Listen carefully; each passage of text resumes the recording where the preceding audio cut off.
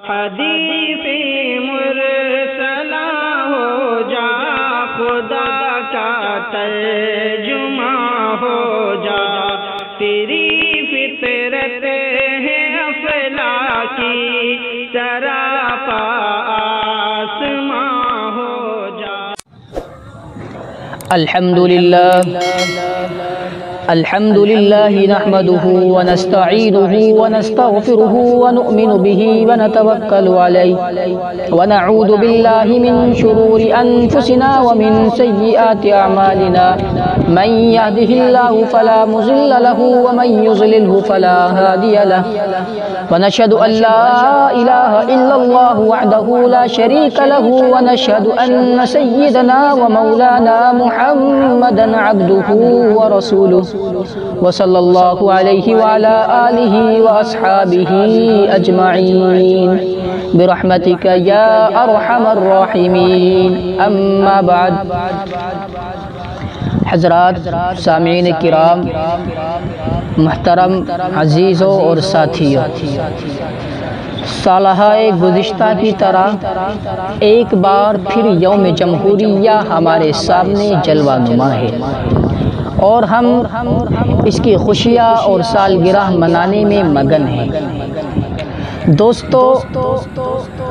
ہم اللہ کی ذات سے یہ امید رکھتے ہیں کہ جس طرح سے یہ دن تقریباً 70 سال سے اپنی رنگینیوں اور رعنائیوں کے ساتھ آ رہا ہے، قیامت تک اسی طرح آتا رہے۔ یوم جمہوریہ آتا ہے، بچے اسکولوں اور مدرسوں میں ترانے گنگناتے ہیں، بڑے بڑے جھنڈے لہراتے ہیں، جوشیلی تقریریں کرتے ہیں، لیکن یہ دن جو پیغام لے کر کے آتا ہے اس پر توجہ کم لوگوں کی ہوتی ہے۔ کم اخبار اور رسائل ہیں جو محاسبہ کرتے ہیں، کم مقررین حضرات ہیں جو گزرے ہوئے حالات کو موجودہ حالات سے ملا کر کے نتیجہ نکالتے ہیں۔ میرے دوستو، یہ دن ہمیں سوچنے سمجھنے اور کوئی لائحہ عمل تیار کرنے کا پیغام دیتا ہے۔ یہ دن ہمیں اپنے اسلاف اور بزرگوں کی قربانیوں کو یاد کر کے ان سے سبق سیکھ کر زندگی گزارنے کا حکم دیتا ہے۔ میں عرض کروں کہ جنگ آزادی کی 200 سالہ تاریخ ہے اور اس تاریخ کی ابتدا اس وقت ہو گئی جب 1756 عیسوی میں نواب سراج الدولہ جیسے جری اور بہادر بادشاہ کا دور حکومت آیا، اور تاریخ کا یہ روشن باب اس وقت مکمل ہو گیا جب وہ مشہور و معروف تاریخ دہرائی گئی جس میں خون کی ندیاں بہہ گئی، گاجر مولی کی طرح محبین وطن کو کاٹ کر رکھ دیا گیا۔ آج جسے غدر یعنی 1857 عیسوی کے نام سے یاد کیا جاتا ہے، پھر دوسرا دور اس وقت مکمل ہوا جب انگریزوں کی غلامی کی زنجیریں قانونی طور پر ہماری گردنوں سے نکالی گئی، اور وہ وقت ہے سن 1947 عیسوی۔ میرے محترم بزرگوں اور دوستو، اگر ہم ان ہر دو تاریخوں کا جائزہ لیں تو معلوم ہوگا کہ سن 1756 عیسوی سے اور 1857 عیسوی تک تنے تنہا مسلم قوم نے یہ آزادی کی لڑائی لڑی ہے، جس میں ہمارے شاہان مملکت نے گردنیں کٹوائی، جس میں ہمارے علماء صلحاء اور بزرگان دین اپنی خانقاہوں، مسندوں اور بوریوں کو چھوڑ کر کفن بردوش ہو گئے اور سرزمین ہند کو انگریز سے آزاد کرانے کے لیے اپنا خون بہا کر تاریخ کو ایک نیا موڑ دیا۔ دوستو، یہ مسلم قوم ہی ہے جس نے سب سے پہلے آزادی کا بگل بجایا، جس نے مختلف تحریکوں کو جنم دیا، جس کے مجاہدین نے ہندو و بیرون ہند میں آزادی کے لیے ناقابل فراموش دوڑ دھوپ کی، اور انگریز ہم ہی سے آزادی کے نعرے کا زیادہ بدلہ لیتے رہے ہیں، کیونکہ ملک مسلمانوں سے چھینا گیا تھا، اور پھر وطن سے محبت اس کے ایمان کا ایک حصہ ہے، اس لیے اس کی کی جد و جہد لازمی اور ضروری تھی۔ یہی وہ قوم تھی جس نے ان سے نفرت کی، اس کی تہذیب پر لعنت بھیجی، ان کے ملبوسیات کو پاؤں تلے روند ڈالا۔ ہمارے بزرگوں کی اسی نفرت و مخالفت کا نتیجہ تھا کہ ملک آزاد ہوا۔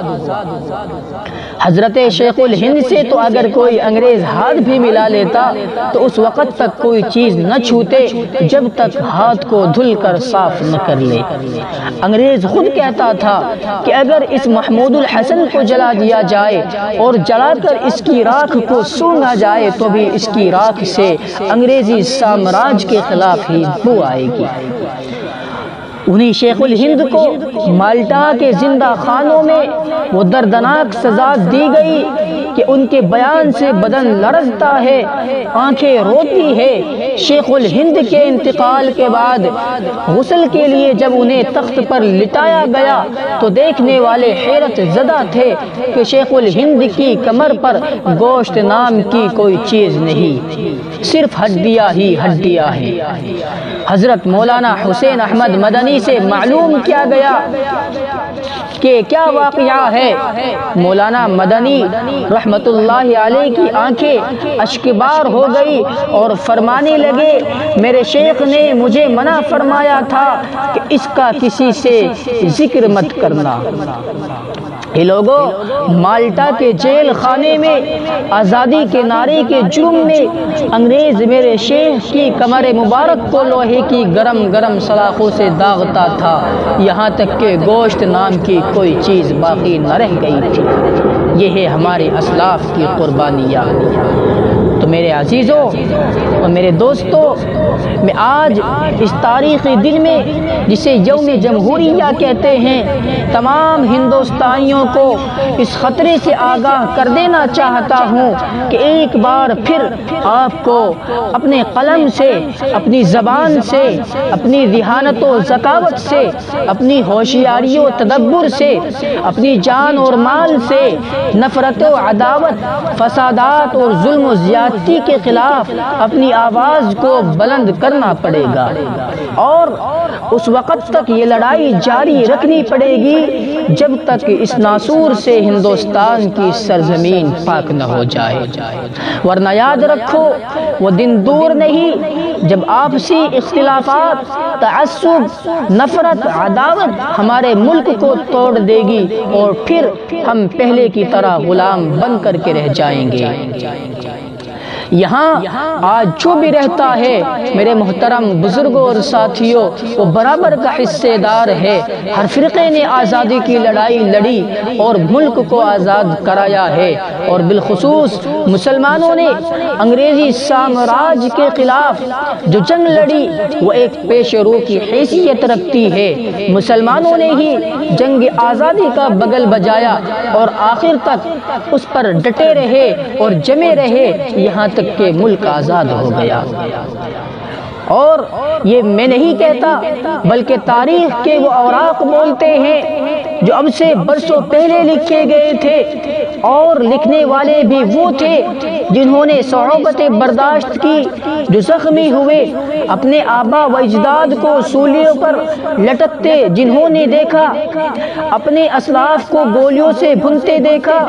جنہیں کالے پانی بھیجا گیا، جن کی زمینیں ضبط کر لی گئی، اور جنہوں نے انگریزی حکومت کے ایوانوں کو تہو بالا کر دیا۔ اس لیے آج اس جگہ سے ٹیپو سلطان کا ایک حامی، شاہ عبدالعزیز کا ایک وفادار، اور مفتی محمود الحسن کا ایک علم بردار، گاندھی و نہرو کا ایک سفیر،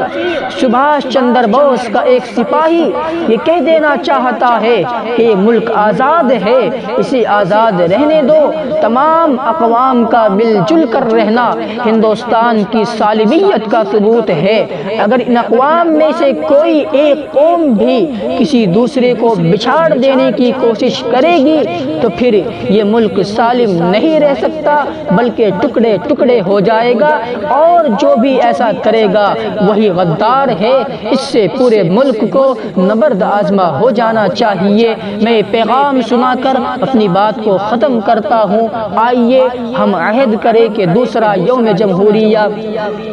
اس حال میں آئے کہ ہم پوری طرح آزاد ہو اور ہمارا ملک ہندوستان لمحہ بلمحہ ترقی کر رہا ہو۔ ہم اپنے بزرگوں کی قربانیوں کا لحاظ کر کے اپنے ملک کی روایات و اقدار کو برقرار رکھ کر فخر کر رہے ہوں اور فخر کے ساتھ کہہ رہے ہوں کہ ہمیں فخر ہے کہ ہم ہندوستانی ہیں۔ خدا ہم سب کو اتفاق اور اتحاد کے ساتھ رہنے اور اس ملک کی بقا اور ترقی کے لیے صدق دل سے خدمت کرنے کی توفیق عطا فرمائے۔ آمین۔ وما علینا الا البلاغ۔